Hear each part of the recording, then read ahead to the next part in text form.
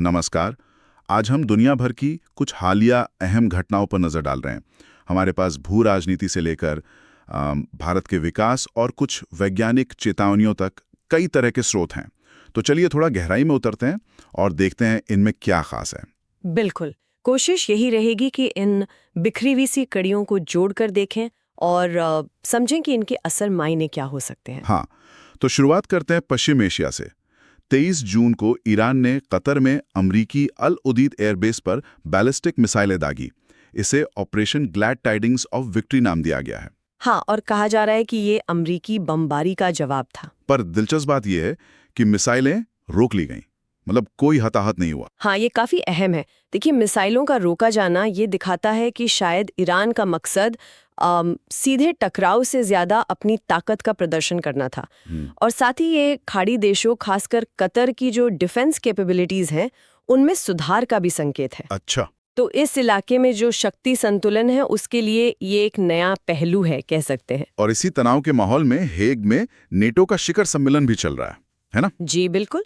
North Atlantic Treaty Organization. वहां बात हो रही है रक्षा पर जीडीपी का 5% खर्च करने के लक्ष्य की और यूक्रेन को समर्थन जारी रखने की भी। न्यूजीलैंड जैसे सहयोगी देश भी शामिल है। देखिए, 5% का लक्ष्य काफी महत्वाकांक्षी है। हाँ, लगता तो है। देखना होगा कि क्या सदस्य देश इसे वाकई हासिल कर पाते हैं, खासकर अपनी जो आर्थिक चुनौतियां हैं उनके बीच। यूक्रेन का मुद्दा तो खैर अहम बना ही हुआ है, लेकिन जमीनी हकीकत जैसे गाजा और यूक्रेन में जो ड्रोन और मिसाइल हमले जारी हैं, हाँ, वो तो रोक नहीं रहे, जिनमें आम लोग मारे जा रहे हैं, वो दिखाता है कि कूटनीति के साथ साथ संघर्ष भी चल रहा है। रूसी ठिकानों को भी नुकसान हुआ है। हालांकि एक छोटी सी कह सकते हैं सकारात्मक खबर यह है कि रूस और यूक्रेन इस्तांबुल में बातचीत के बाद कैदियों की अदला बदली पर सहमत हुए हैं। हाँ, मानवीय नजरिए से ये जरूरी है, भले ही बड़े संघर्ष पर इसका शायद उतना असर न दिखे। हाँ, और इसी तरह की अस्थिरता हम थाईलैंड में भी देख रहे हैं। अच्छा, थाईलैंड में क्या हो रहा है? वहां 18 जून से सरकार पर संकट है।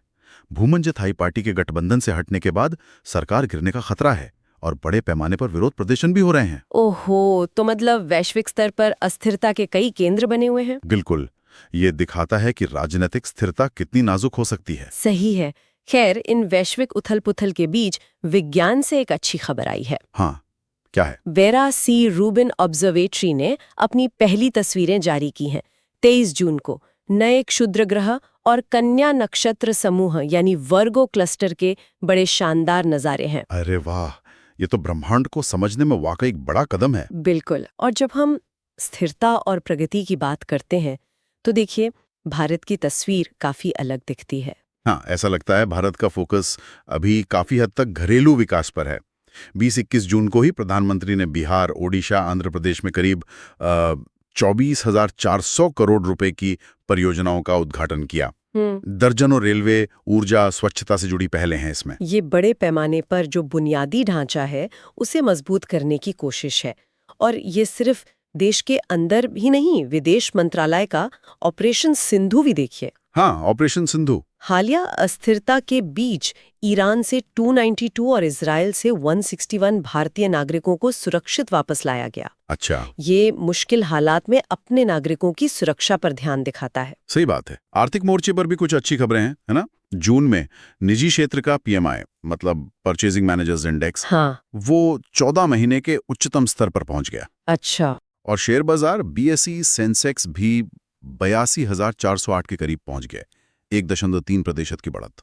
तो ये आंकड़े निश्चित रूप से सकारात्मक हैं। हाँ, वजह बता रहे हैं प्रोजेक्ट फाइनेंस में सुधार और विदेशी निवेश का आना। हाँ, ये अर्थव्यवस्था में भरोसे को तो दिखाता है, लेकिन यहाँ एक और पहलू पर गौर करना जरूरी है, जो शायद भविष्य की चुनौती बन सकता है। आप किस तरफ इशारा कर रही हैं? पर्यावरण और जलवायु। देखिए, दिल्ली में कृत्रिम बारिश मतलब क्लाउड सीडिंग परियोजना को मंजूरी मिली है। हाँ, वो प्रदूषण से निपटने के लिए आईएमडी के सहयोग से। जी, ये एक तकनीकी समाधान की कोशिश है, पर दूसरी तरफ एक थोड़ी चिंताजनक रिपोर्ट आई है इवेपोरेटिव डिमांड को लेकर। इवेपोरेटिव डिमांड, ये क्या चीज है? आसान भाषा में समझे तो मतलब हवा की नमी सोखने की क्षमता बढ़ रही है। अच्छा। जैसे गर्मी में कपड़े जल्दी सूखते हैं, कुछ वैसा ही समझिए। इससे हमारी जमीन, जलाशय ये सब तेजी से सूख सकते हैं। और रिपोर्ट ये कहती है कि भारत की जो जलवायु निगरानी प्रणाली है वो इसे ठीक से माप नहीं पा रही है अभी। ओह, तो इससे खतरा क्या है? इससे भविष्य में सूखे और आग लगने का खतरा बढ़ सकता है। तो ये दिखाता है कि विकास के साथ साथ हमें जलवायु परिवर्तन के अनुकूल ढलने पर भी गंभीरता से सोचना होगा। सही कहा, ये तो वाकई सोचने वाली बात है।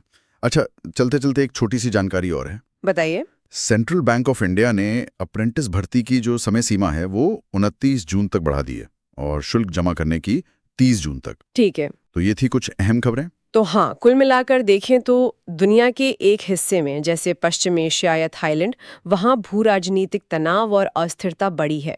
नाटो बाहरी सुरक्षा और यूक्रेन पर केंद्रित है।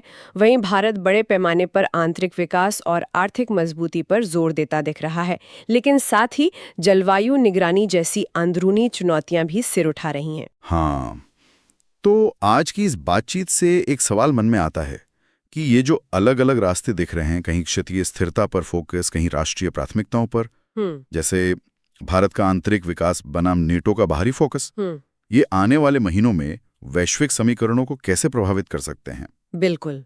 क्या देश बाहरी उथल पुथल से खुद को बचाने के लिए और ज्यादा अंदरूनी स्थिरता पर ध्यान देंगे, या फिर वैश्विक जुड़ाव ही रास्ता तय करेगा? ये देखना दिलचस्प होगा। सही कहा, इस पर सोचना जरूरी